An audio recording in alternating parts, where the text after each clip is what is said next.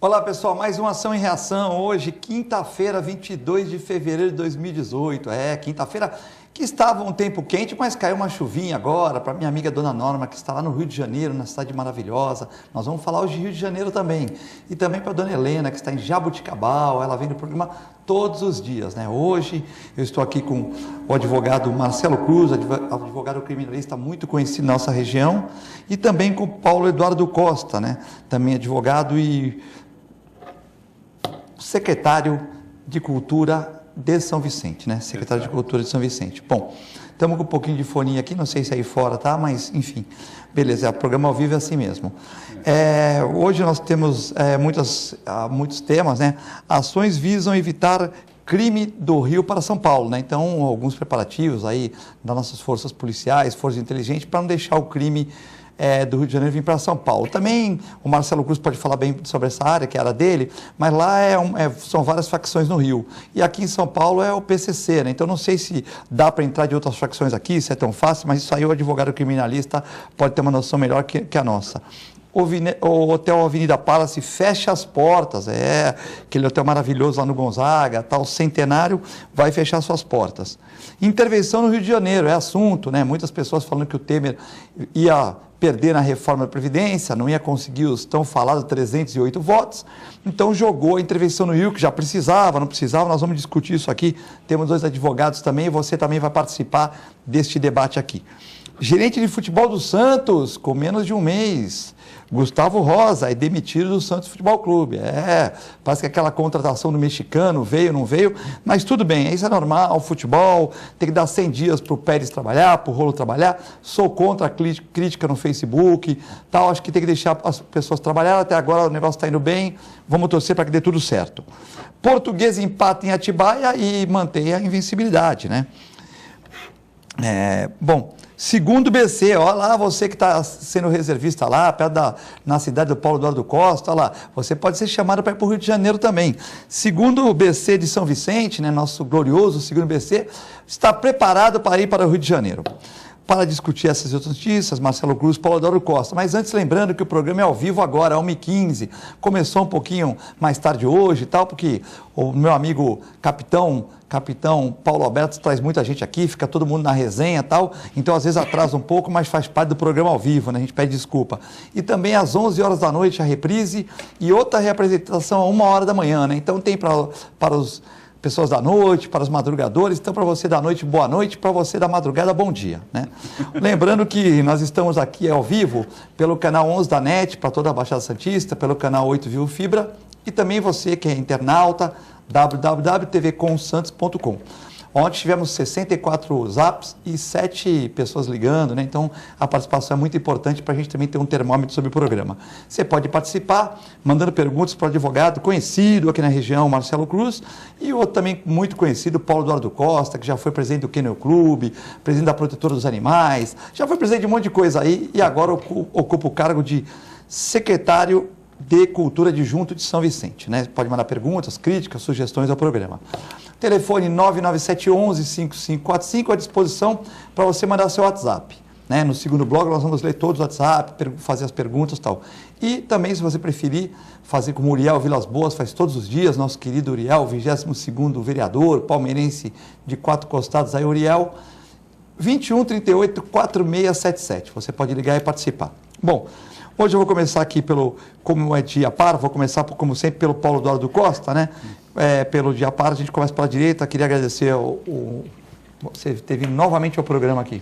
É uma honra, é um prazer, Filete. Só queria fazer duas condições aí que você falou, quem assiste à noite, boa noite. Quem assiste de madrugada, bom dia. E para quem está assistindo ao vivo, boa tarde, né, gente? Isso aí. Você está aí ao vivo, merece o nosso respeito. Ele lembrou à noite, lembrou da madrugada, porque tem gente que assiste... de dia interagir, o cara já põe no WhatsApp, já está na interação, né? Não, sim, é verdade. Eu, inclusive, me assisto normalmente, eu não sei se o Marcelo faz isso, mas eu costumo me assistir para ver as minhas falhas, os meus erros, né? Eu nunca acho que eu estou bem na televisão, engraçado isso é coisa de gente perfeccionista, né? E outra correção que você fez também, segundo o BC, não, segundo o Bill, Não é mais 2º Batalhão de Caçadores. Caçadores. Isso mesmo, tá agora certo. é 2º Batalhão de Infantaria Leve, mudou a É que na minha época, quando eu prestei NPOR lá, era 2º BC, então... isso. Tenente Coronel Vinícius Labruna, que é um amigo muito querido, que assumiu recentemente, aliás, é o 4º comandante na história do 2º BIO, que é de Santos, quer dizer, da região. Porque até então vinham os importados, né? Normalmente vêm os cariocas, vêm mineiros e tal, e é o 4º comandante na história do destacamento que tem um comando de um santista, né? De um cara da terra. Isso para nós é muito honroso. É aquele antigo que fala COSIP em vez de falar os em Minas, não é isso? Exato. Tá certo. Então, 2º BIO, boa correção. Bom, Marcelo Cruz aí também, prazer ter você aqui pela primeira vez nessa bancada aqui na TV Com. No Santa Cecília você já foi outras vezes quando era capitaneado pelo Augusto Capô de Casa. Que eu sempre quis trazer você aqui, mas você está muito no eixo Brasília, Rio de Janeiro, então fica meio difícil. Mas hoje, apesar de você estar indo para o Rio de Janeiro, conseguimos trazê-lo para o programa. É uma honra poder participar do programa ao lado de pessoas tão queridas, reputaria amigas e, sobretudo, com um papel fundamental na nossa região, né? Tanto o Paulo Costa como o Filete são pessoas que realmente constroem para a nossa cidade, para a nossa região, eu diria. São pessoas com papéis fundamentais, sempre tentando agregar, melhorar de alguma forma, se doar, o que é muito importante, né? Você saber se doar. E os dois aqui realmente que estão presentes, eu tenho que registrar publicamente a minha admiração e o meu respeito, tanto pelo Filete quanto pelo Paulo, Obrigado. Que são pessoas que constroem. E aproveitando até o gancho aqui, Filete, já que a gente vai falar de Rio de Janeiro, e para lá estou embarcando daqui a pouco, registrar o meu abraço ao meu amigo Mauro Lúcio, ao Gabriel, ao Maurício do INEA e ao deputado André Lazzaroni, que há 2 anos atrás me fez uma singela e grata homenagem na Câmara dos Deputados do Rio de Janeiro. Não sei nem se eu era merecedor de tanto, mas aqui registro também o meu carinho a esses meus amigos de terra fluminense. E quando o André estiver em Santos, queira convidá-lo para vir no programa, que vai ser muito bacana a gente discutir aspectos do governo federal também. Sabe que ele diz que é jogador, que joga a bola ainda. Vamos ver se ele vai bater a bola aí na Vila Belmiro, né? Sabe o que é recíproco, admiração, né, Marcelo? E vamos começar já falando sobre a intervenção do Rio de Janeiro, né? Você que é especialista nisso, 2 questões que preocupam. Na minha visão, não preocupa tanto a primeira, que é a questão da migração de pessoas para cá, né? Eu vi até um videozinho, parecia ser o Morro do São Bento, com todo o respeito aos moradores, ao pessoal que estavam os caras de metralhadora lá, brincando e tal, mas me pareceram cara do pessoal da região, né? Porque também não vai chegar assim, fazendo tanta festa assim, me pareceu da região.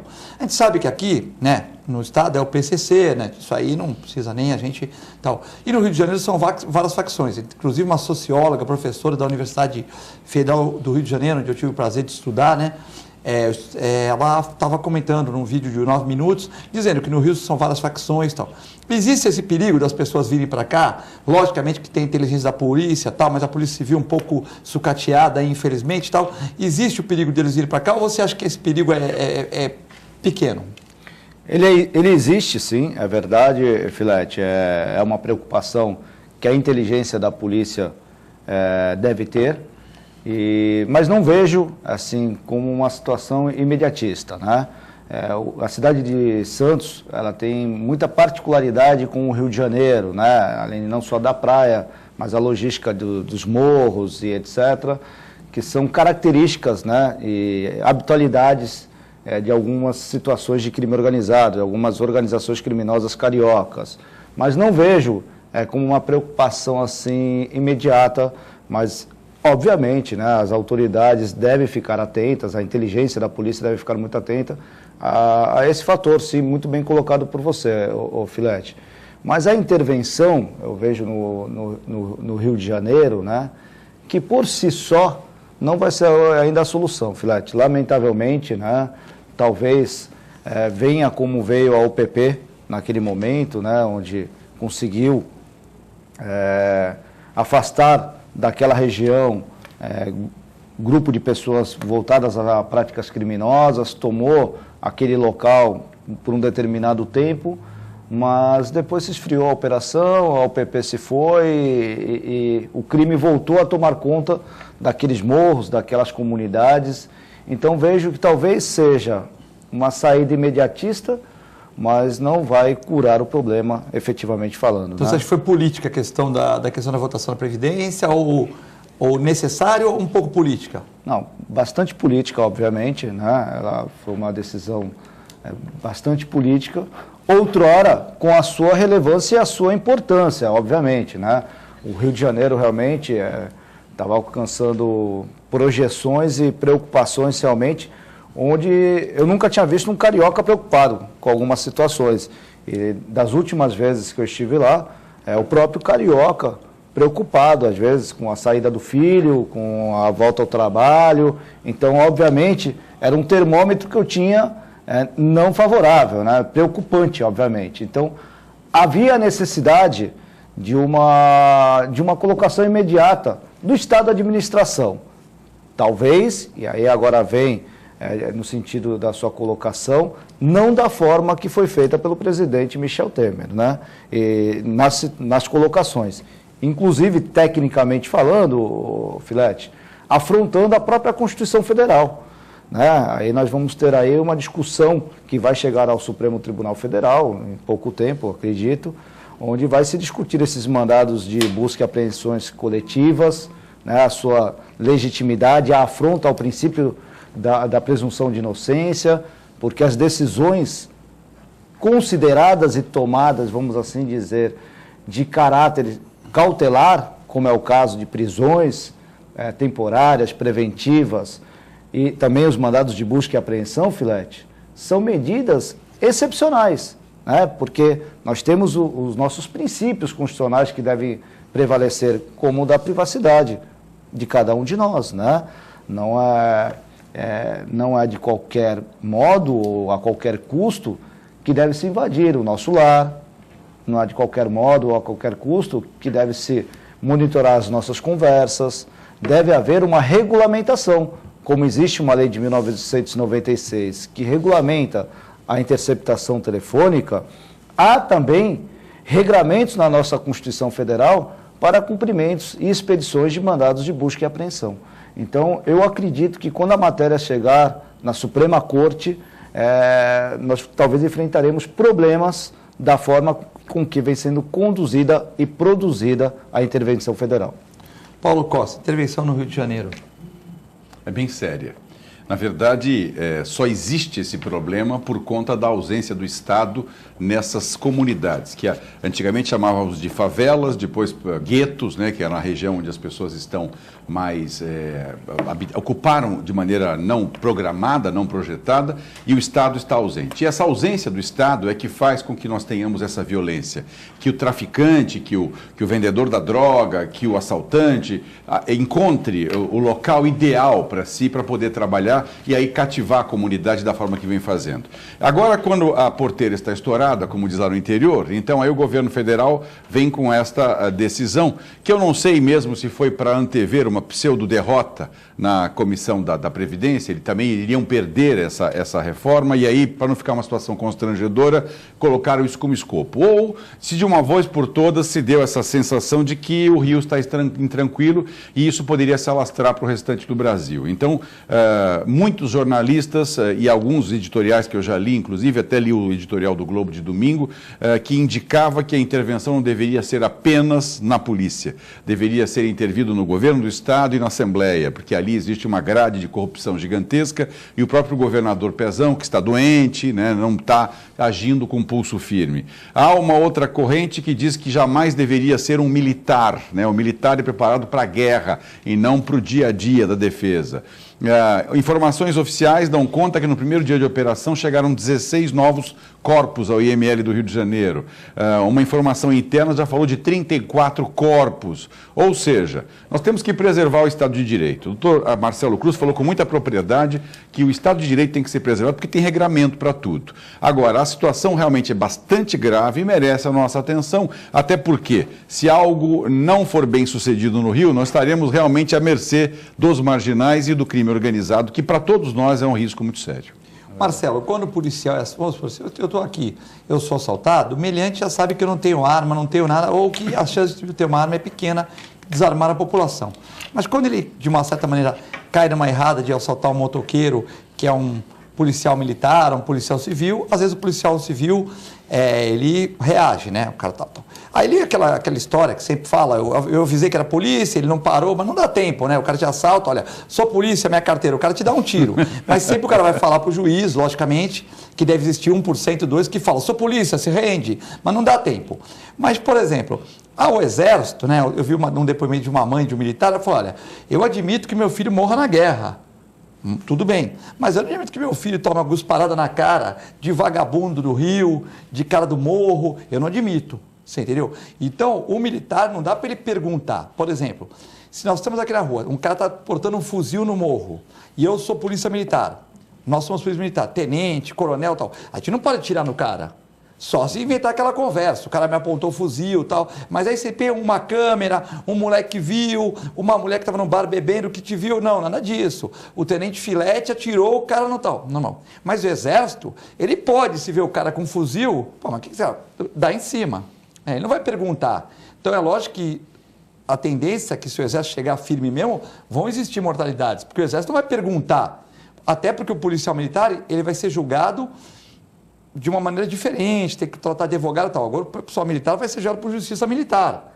Aí então tá lá sei lá, um general, um coronel, porque eu matei, estava com um fuzil. O que o senhor quer? É guerra. Na guerra não vou perguntar. Então, logicamente, que o Exército, como ele não tem esse equipamento para, de uma certa maneira, ficar perguntando quem é, tal, eles vão chegar de uma maneira mais forte. Verdade. Concorda com isso? Eles não vão ficar perguntando, se o cara está com um fuzil, eu estou de helicóptero da Polícia Militar, não posso atirar no cara, se eu sou um PM. Mas se eu sou um militar, eu atiro. Né? Não é que eu atiro, eu posso atirar, né? Tem essa prerrogativa, que é regime de guerra, não é isso? Isso.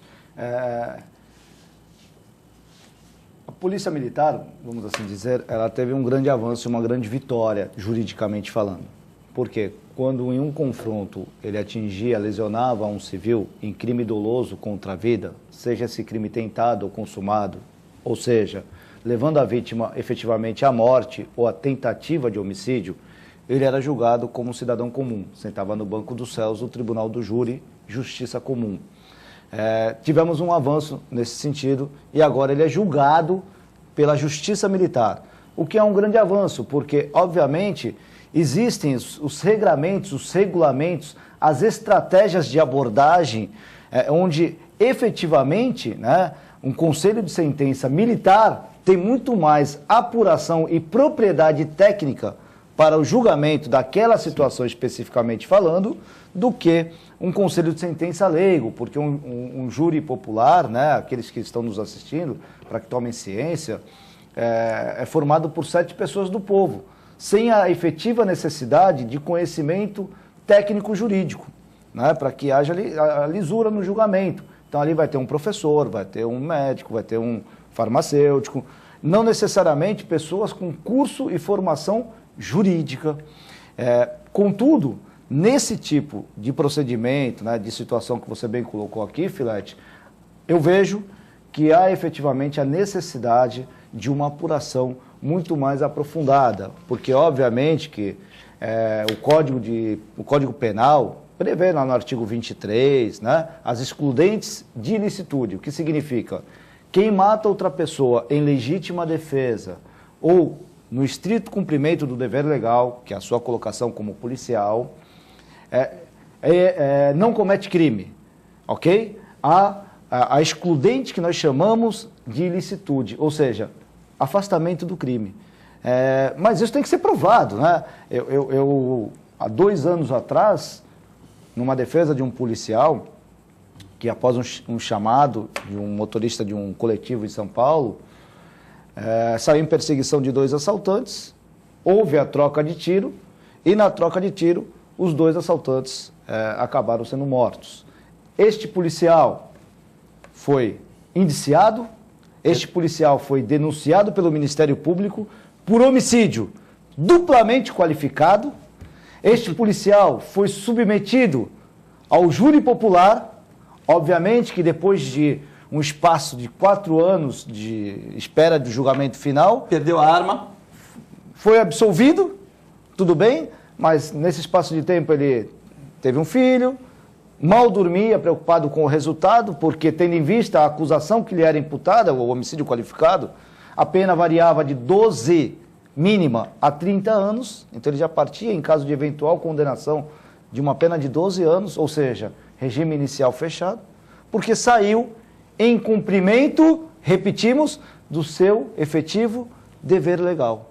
Então, muito embora a nossa legislação penal brasileira agasalhe realmente, ou seja, proteja aquele policial, aquele cidadão que age em legítima defesa ou no estrito cumprimento do dever legal, nós sabemos que muitas vezes, na prática, ele é submetido a situações, por mais que tenha sido absolvido, carregou esta dor, esta preocupação, quantas e quantas noites ele mal dormiu ao olhar aquele filho dele deitado no berço, deitado na cama, sem saber o que aconteceria naquele julgamento.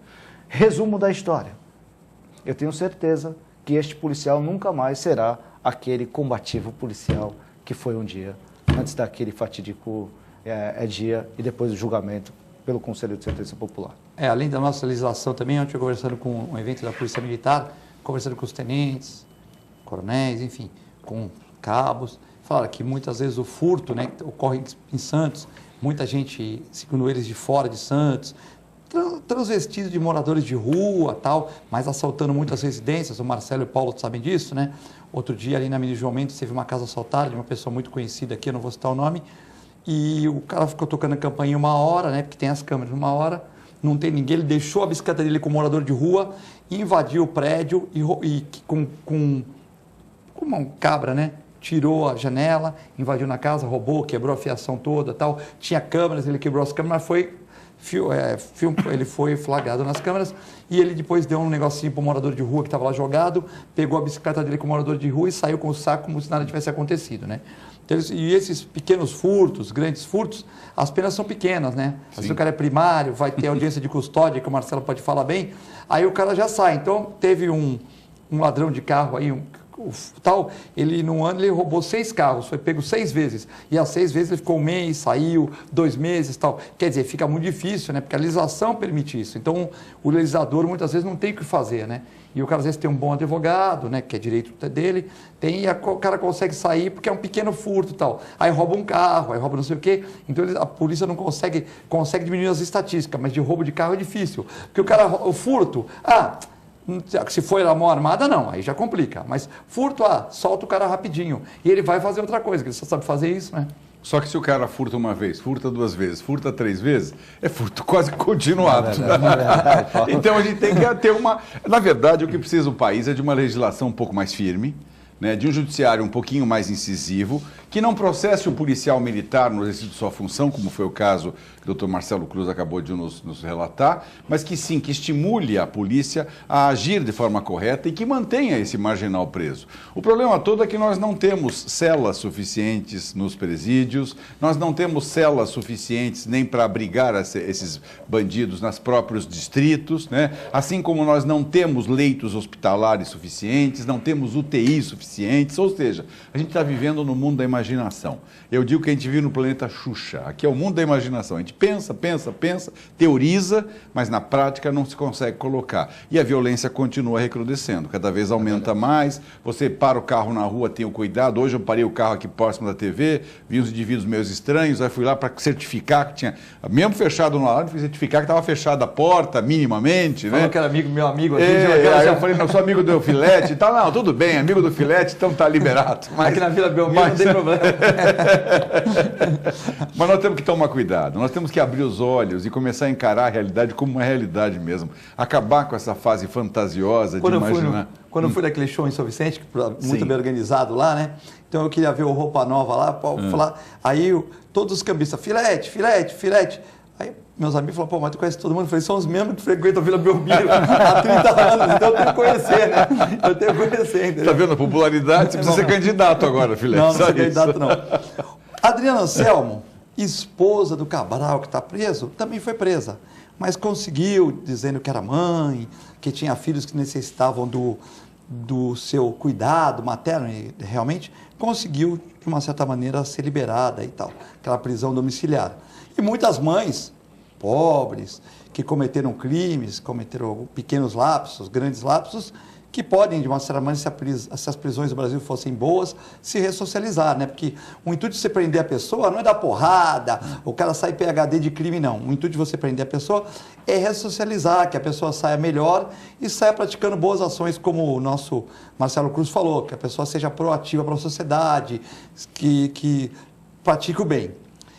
Infelizmente não conseguimos, mas isso deu muita polêmica, né? Marcelo Cruz está bem dentro desse tema, agora das mães que têm filhos até 12 anos, que vão ser liberadas ou não vão ser liberadas. Como é que foi essa discussão que você acompanhou? Foi difícil, foi fácil? Como é que foi esse bastidor aí? Na última terça-feira agora, estava falando dia 20, terça, né?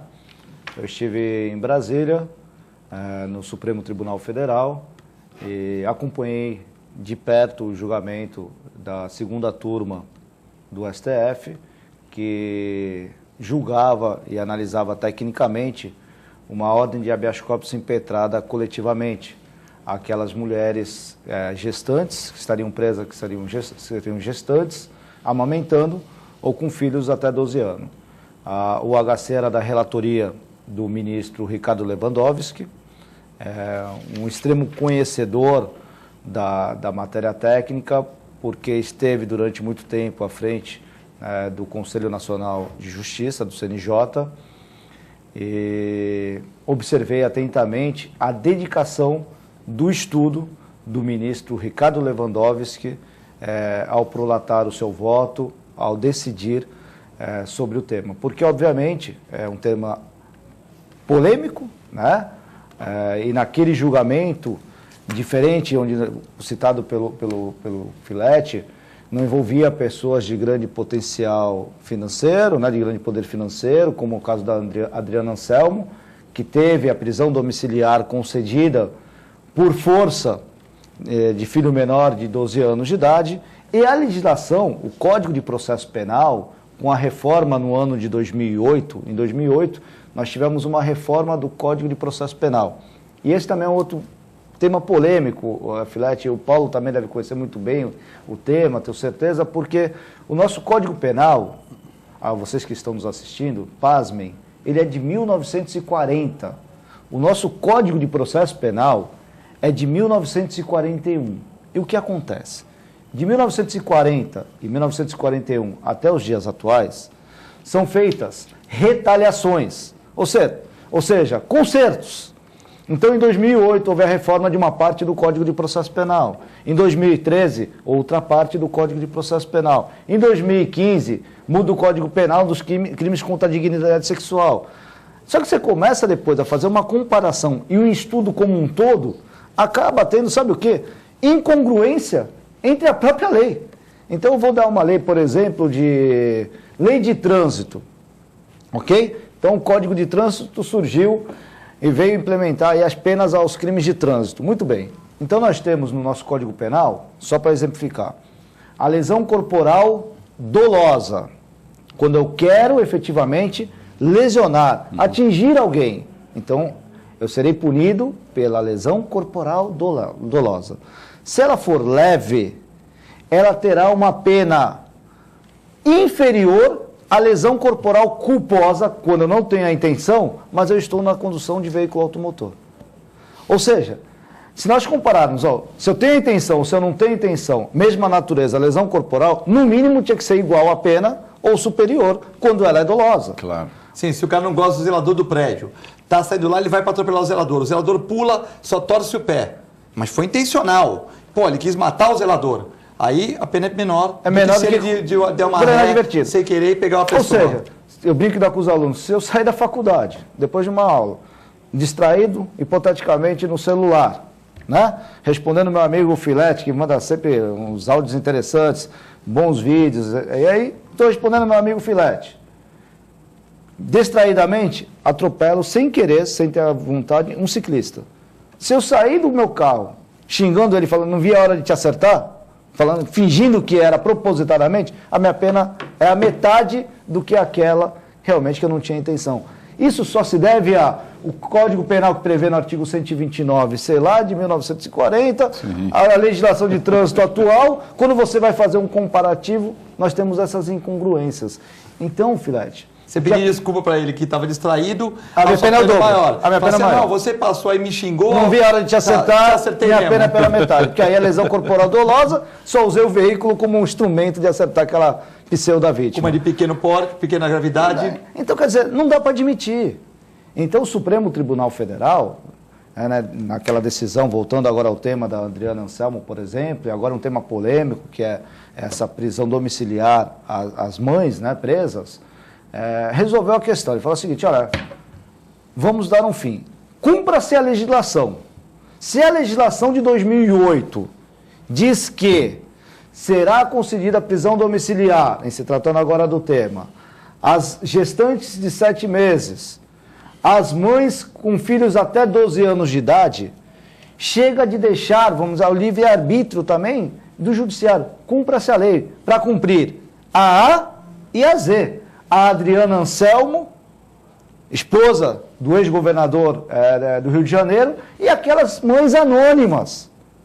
Aquelas realmente que muitas vezes, como foi o caso da impetração do HC, que mal tem condições de contratar uma defesa técnica. Mas isso é para qualquer crime ou só para alguns crimes? Aí, na decisão, foi muito boa a sua pergunta, foi interessante, porque estava muito abrangente, isso. E aí o voto do Ricardo Lewandowski, em determinado ponto, ele vem e assinala: aos crimes cometidos com violência à pessoa ou grave ameaça à pessoa, por exemplo, o homicídio, por exemplo, o roubo com tego de arma de fogo, etc., não será aplicada esta regra determinante. Pode ser aplicada em casos excepcionais, mas não fica a determinação para o cumprimento da legislação. O juiz vai avaliar caso a caso. A mulher entrou num apartamento para roubar, matou 2 pessoas, aí não. Mas se for só um furto... Então, crime cometido sem violência ou grave ameaça à pessoa, cumpra-se a lei. Essa é a orientação agora e determinação do Supremo Tribunal Federal em uma decisão da segunda turma da última terça-feira. Se o crime for cometido com violência ou grave ameaça à pessoa, será analisado, obviamente, caso a caso. Então, a decisão foi muito interessante. Tivemos pessoas participando do julgamento de diversos setores, pessoas de outros lugares do mundo acompanhando aquele julgamento da Suprema Corte. E assim, o STF veio realmente pontuar o cumprimento da legislação. Se a legislação penal ou processual penal não é adequada ou não atende os anseios da nossa sociedade, que se mude. Aí temos que mudar a legislação, mas chega de mudar de forma retalhada. Nós temos que fazer um estudo como um todo, global, para que haja realmente uma ordem cronológica e lógica das penas, dos crimes. Eu só queria arrematar que nós realmente, aquilo que eu disse agora há pouco, vivemos no mundo da imaginação, no mundo da Xuxa. Porque, assim, embora nós tenhamos que cumprir a legislação determine que uma mãe criminosa que tem um filho até 12 anos possa cumprir prisão domiciliar, legalmente se pensando, ou racionalmente se pensando, não é justo, né? Você cometeu um delito, você tem que pagar por ele. O fato de ser mãe, e se eu começar agora a brincar de isonomia, eu vou dizer, bom, e os pais, então, de criança até 12 anos? Também ficarão em casa para cuidar dos seus filhos, né, de uma forma ou de outra? Desculpe minha parte, Paulo, eles se reportaram também nesse sentido.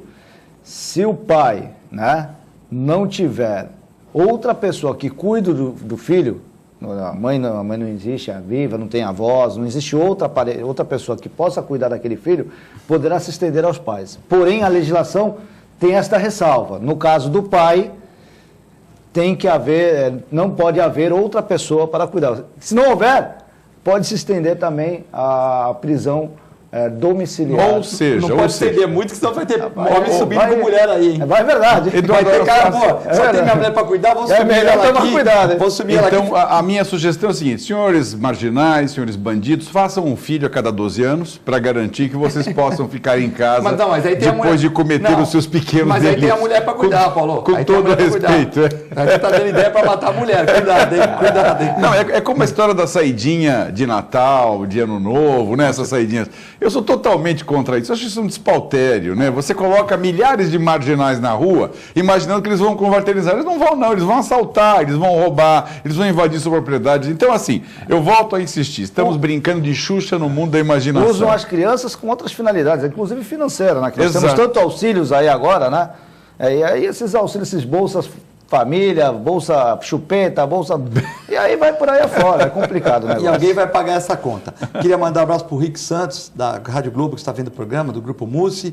Heraldo Santos, jornalista, também advogado, Heraldo, colega de vocês. Amigo. Delegado Della Rosa, uma das glórias da Baixada, poeta, né? Tal. E também o meu amigo Mário Zidane, vem no programa também. E Márcio Redes, fala, Márcio Redes, repórter policial. Nós vamos a um breve intervalo, tem muitas perguntas, é muito rápido, já voltamos.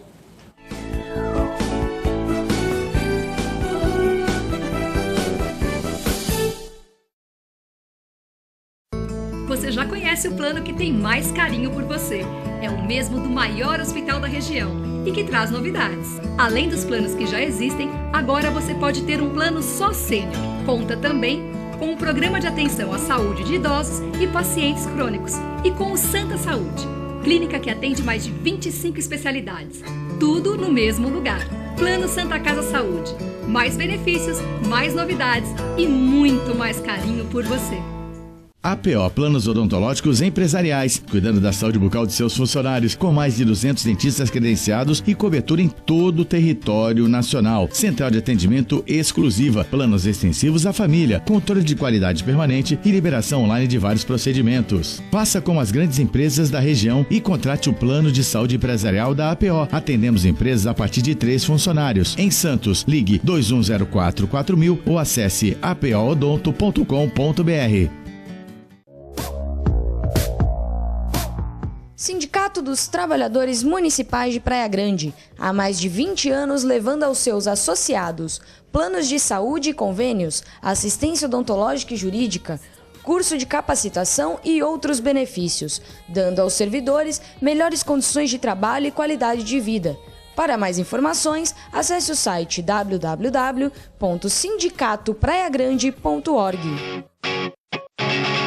A Clínica Multiimagem é especializada em exames de radiologia e diagnóstico por imagem, investindo continuamente em tecnologia e trazendo constantes inovações para proporcionar à comunidade médica e seus pacientes diagnósticos ainda mais precisos. Sua nova e moderna estrutura, aliada à tecnologia de ponta, juntamente com o corpo clínico especializado, tornam a Clínica Multiimagem um dos centros de diagnósticos por imagem mais avançado do estado de São Paulo. Entre em contato pelo telefone 3202-1250.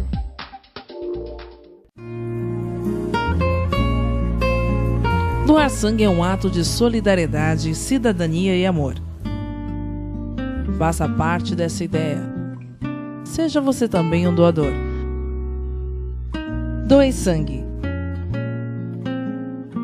Dê um presente de vida a quem necessita. Apoio TV Com.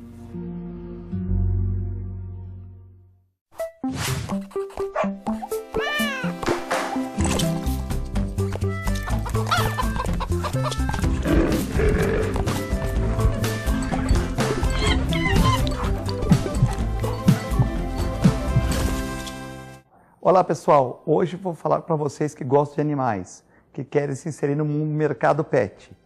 Curso de auxiliar de veterinária da Clínica Filete. Aulas noturnas, terças e quintas, das 20 às 21h30. Salas climatizadas, totalmente apostilado. Maiores informações pelo telefone 3227-5770 ou pelo e-mail filete, com 2 T's, @filetenovamente.com.br.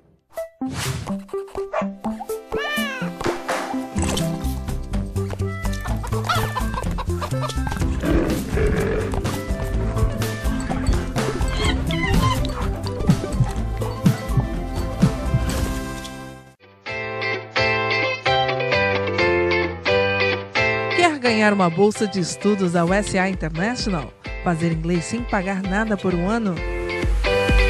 Participe do sorteio no programa Ação e Reação, através do telefone 13 2138 4677.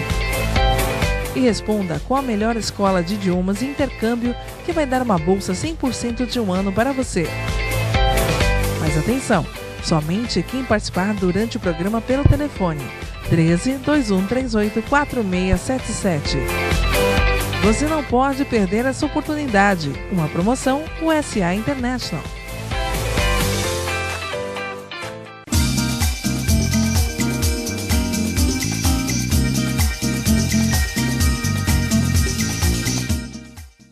A melhor programação RVD. Mande a sua mensagem para o nosso WhatsApp 13 997 72 8946. Peça sua música, mande seu recado e concorra a muitos prêmios. Rádio RVD, música e esporte para você. Sabe o que essas crianças vão ser quando crescer? Serão adultos que poderão escolher suas carreiras e decidir pelo próprio futuro. Pois hoje, as empresas que participam do programa Empresa Amiga da Criança investem no presente para mudar o futuro de muitas crianças e adolescentes. Crianças que brincam e estudam crescem mais sadias, desenvolvem-se melhor e tornam-se adultos que farão a diferença amanhã. Junte-se à Fundação Abrinq e seja uma empresa amiga da criança.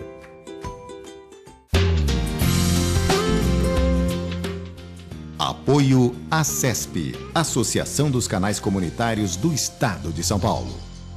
APO Planos Odontológicos Empresariais, cuidando da saúde bucal de seus funcionários, com mais de 200 dentistas credenciados e cobertura em todo o território nacional. Central de atendimento exclusiva, planos extensivos à família, controle de qualidade permanente e liberação online de vários procedimentos. Faça como as grandes empresas da região e contrate o plano de saúde empresarial da APO. Atendemos empresas a partir de 3 funcionários. Em Santos, ligue 2104 4000 ou acesse apoodonto.com.br.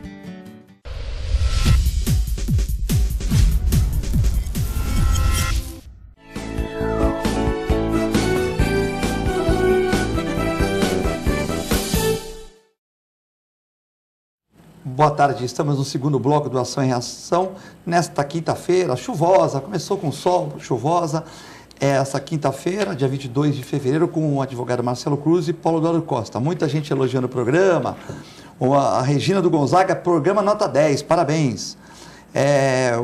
O Flávio falando que o programa está muito bom. A nossa amiga Amanda, parabéns pelo programa, disse que a pauta está muito boa, tem que continuar assim. Então, obrigado, né? Estamos tentando fazer as pautas cada dia melhor, com pessoas boas que possam contribuir. Paulo Costa, qual a possibilidade de um entendimento metropolitano no sentido de prevenir para evitar que os bandidos do Rio venham para cá? Uriel Vilas Boas. Na verdade, Uriel, eu tenho dito isso com muita frequência, inclusive neste programa mesmo, de que alguns problemas que atendem à metropolização, ou seja, as 9 ou 10 cidades que nos cercam, tem que ser pensado de maneira metropolitana e não só na área de segurança, não. Até porque dá a impressão assim que o bandido assaltou em São Vicente, cruzou a fronteira com o Santos, ele está ileso. E na verdade não está. O que nos delimita oficialmente são os destacamentos da Polícia Militar, que normalmente não podem atuar na cidade vizinha, mas há que se ter mecanismos de prevenção e proteção, até porque a nossa área de comunidade, ou a área chamada área favelizada, ela não atinge uma cidade isoladamente, né? Santos, por exemplo, tem a Zona Noroeste, tem uma área altamente perigosa, né?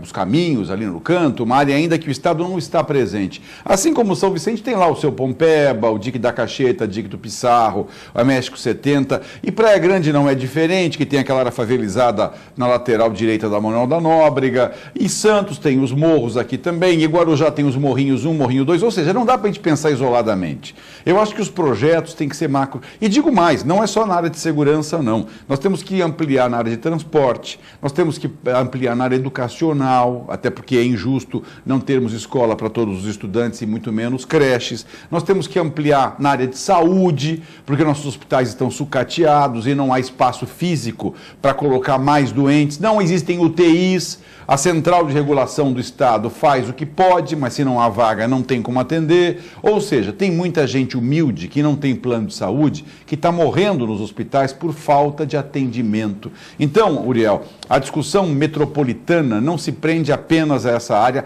até porque nós temos que abrir os olhos. Evidentemente que se o crime crescer muito numa cidade, os reflexos às demais vai ser quase que imediato. Não dá para dizer, por exemplo, que o Morro do São Bento, por alguma razão, tem lá uma facção criminosa, que isso não vai influenciar alguma coisa em São Vicente, em Praia Grande, em Mongaguá, no Guarujá, Bertioga. A nossa região tem que ser encarada de maneira metropolitana em todos os aspectos, não só nesse, pode ter certeza disso. Eu vejo com muita clareza a sua pergunta, aliás, e vou dizer mais, na minha área, que é a área cultural, nós já trabalhamos essa metropolização.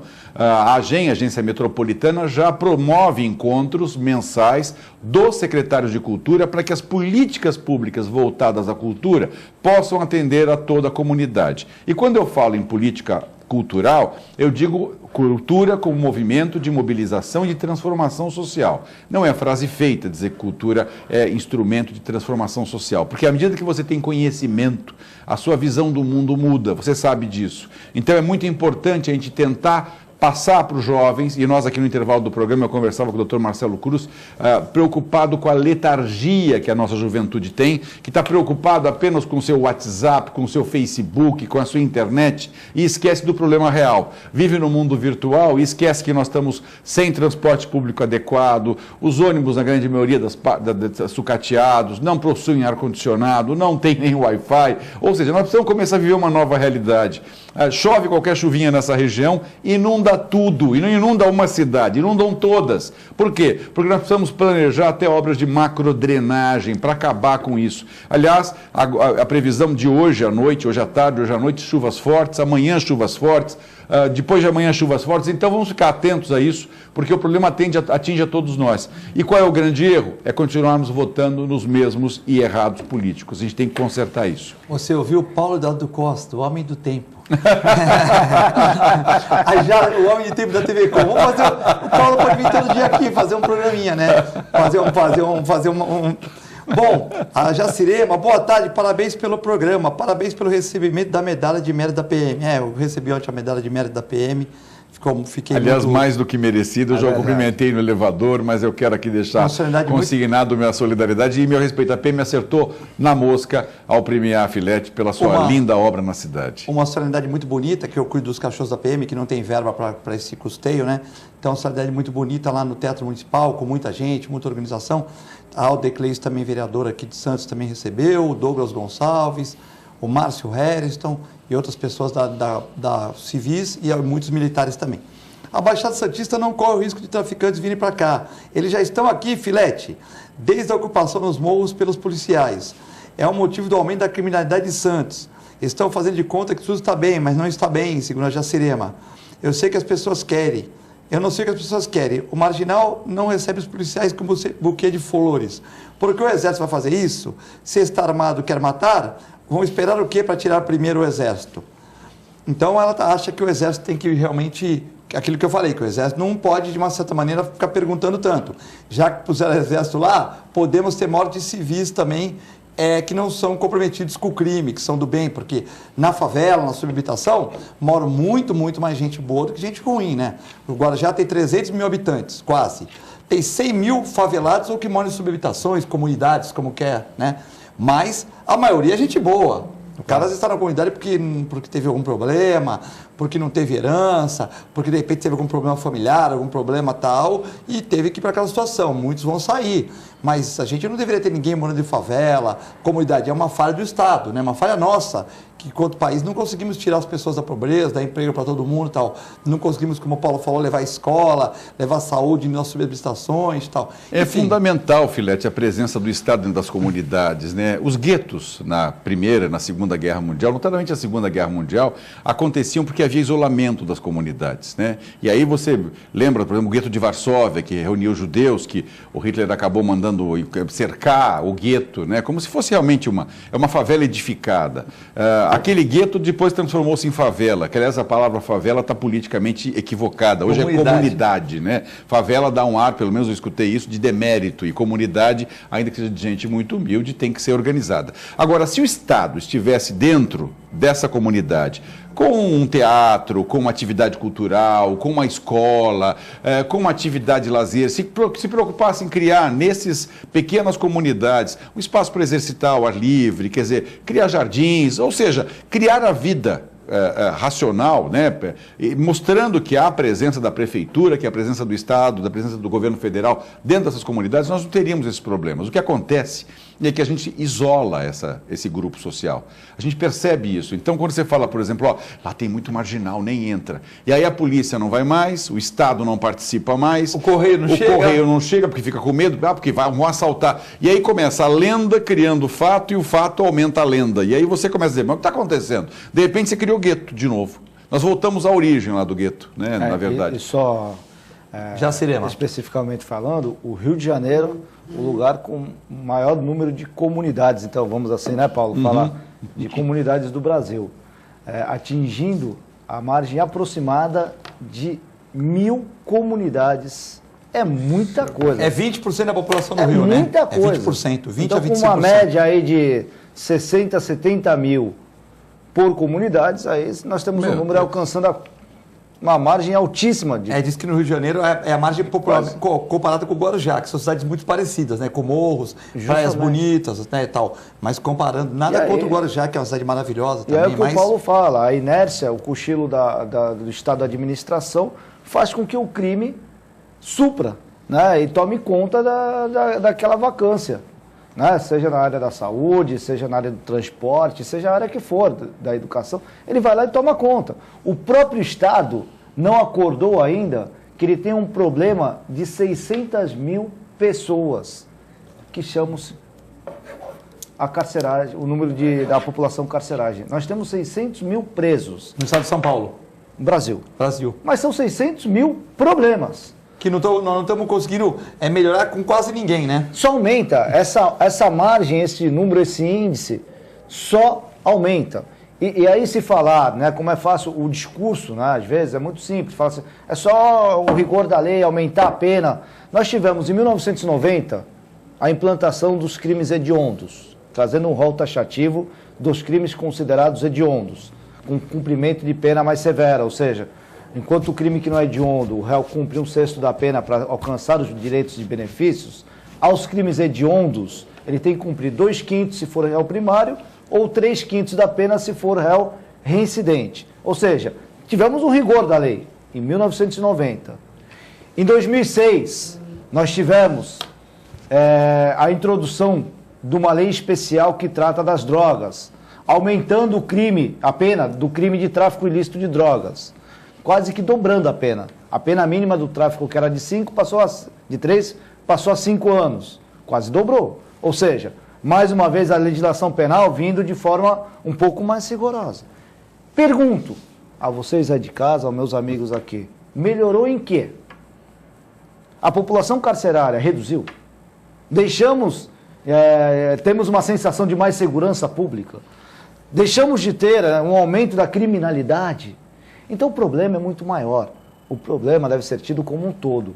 Enquanto cada um desses 600 mil presos custa ao cofre público aproximadamente, em média, porque se for preso federal custa mais, então em média R$2.000. Aí, Filete e o Paulo são um pouco melhores de fazer conta do que eu. R$2.000 custa em média cada preso. Nós temos 600 mil presos, olha o que vai para o cofre público. Sabe quanto custa um aluno para o cofre público? Quase a metade disso. Era mais fácil educar. Nós não temos que investir, está aí. Será que nós não podemos destinar realmente a verba, não podemos destinar o empenho, o esforço ao estudo, dar uma melhor educação, investir na cultura, como o Paulo muito bem diz, para que não dê espaço para que este jovem amanhã seja agasalhado pelo crime? Será que a ordem não está errada, meu Deus do céu? Não está aqui. Não adianta a gente partir daqueles mesmos discursos, tem que ter rigor na lei penal. Por si só, me desculpem, não vai resolver. De jeito nenhum, doutor Marcelo, especialmente porque, ao pé da letra, esse 1 bilhão e 200 milhões de reais são gastos com o estabelecimento prisional, não resolve absolutamente nada porque o preso fica lá inerte. Ele não tem uma atividade profissional, não lhe é ensinado nada, ele não sai preparado para o mercado de trabalho, ao contrário, lá dentro, ele entra na escola do crime, ele aprende a ser mais malandro do que ele já era, às vezes um jovem é preso por um crime comum, ele sai de lá literalmente um grande bandidão formado com diploma e carteirinha. Então nós precisamos começar a mudar não só o pensamento pequeno, nós vamos mudar o granel. O granel é repensar a função e finalidade do estabelecimento prisional, dar ao preso condição mínima de ressocialização, mas não só na teoria. Não adianta colocar 500 onde cabe 100, né? E nós temos uma deficiência enorme de estabelecimento prisional. E aí começamos a inventar o terço, 2/5, 3/5, quer dizer, começamos a inventar história para justificar o equívoco, porque o Estado sempre deixa à margem a construção de presídios, porque não querem, afinal não há necessidade, a sociedade é tão perfeita e a situação que a gente vê no dia a dia não é nada disso, muito pelo contrário. A Flaviane de São Vicente concorda, fala que o governo tem que fazer os presos trabalharem, mas concorda com a educação, com o ensino. O Regis do Bike Santos mandando um abraço para todos. O Lupércio Mussi, doutor Lupércio Mussi, presidente do Instituto Histórico de Santos, advogado também, manda um abraço para o Paulo Costa e para o Marcelo, Lupércio Mussi aqui, né, do Sistema Mussi de Comunicações, aí Rádio Globo, City, 98, Rádio Rock, enfim. O Manuel, mestre de cerimônias do governador do estado de São Paulo, está vendo o programa aqui, mandando um abraço para todos. O Adalgisa, psicóloga, está no consultório, mas está vendo o programa também. A Solange Neves, que ontem falou da Guarda Municipal, hoje ela está aqui. É por essas e mais outras, sou a favor do que o Marcelo falou. Temos que melhorar, fazer um novo Código Penal. Solange Neves, da Ponta da Praia. O Silvio Santos manda um abraço para todos, só para concluir aqui. O Silvio Santos, para não deixar ninguém de fora aqui, o meu amigo Arthur da UP, do proprietário da UP, hoje inaugura o seu restaurante na Lobo Viana 18, das 19 às 22 horas. Filete, tem um lugar reservado para você. Também não é só coisa ruim, tem coisa boa aqui na TV, né? Vem aqueles de escola de samba, tal. Morador de rua, os tomadores de conta a respeito, tal. Das 18 às 22, Rua Lobo Viana 18, né? Perto do Santa Cecília, do Supercentro Boqueirão, entendeu? Marcelo, suas considerações finais aí. Só registrar que foi um imenso prazer participar dessa tarde ao lado de vocês, deixar um abraço a todos os telespectadores e registrar realmente o papel fundamental desses dois homens perante a nossa sociedade, sempre agindo com presteza, com dedicação, empenho, dedicando as suas horas, o seu labor, o seu conhecimento a toda a nossa sociedade. Então, em nome de todas as pessoas que eu gosto, que eu estimo, eu registro aqui o meu carinho pelo Filete e pelo Paulo. A gente agradece. Paulo, são 3 amigos, aqui nós somos entre amigos, né? O Marcelo Cruz também depois vai falar de outras coisas. Ele tem casos lá no Rio de Janeiro, clientes fora do país, aqui está uma pessoa muito inteirada com o direito criminal aqui. A gente fica muito contente de poder trazer os ícones da nossa sociedade aqui, de todos vocês que participaram. Obrigado, Paulo, também. Obrigado, muito obrigado. Lembrando que hoje à noite nós temos o Síndico e Companhia 2018, lá no Instituto Histórico e Geográfico de São Vicente, na Frei Gaspar 280. Todos estão convidados. Lembrando você que se você gostou do programa, quer indicar para alguém e tal, fica no Facebook da TV Com, do Eduardo Filete parte 1, 2, 3, 4, Augusto Capô de Casa 1, 2 e 3, tal. Então todos os programas aqui ficam no Facebook 2 dias após, vai para o YouTube, você pode ver o programa também. Muito obrigado, fique com a nossa extensa programação, fique com Deus e até amanhã.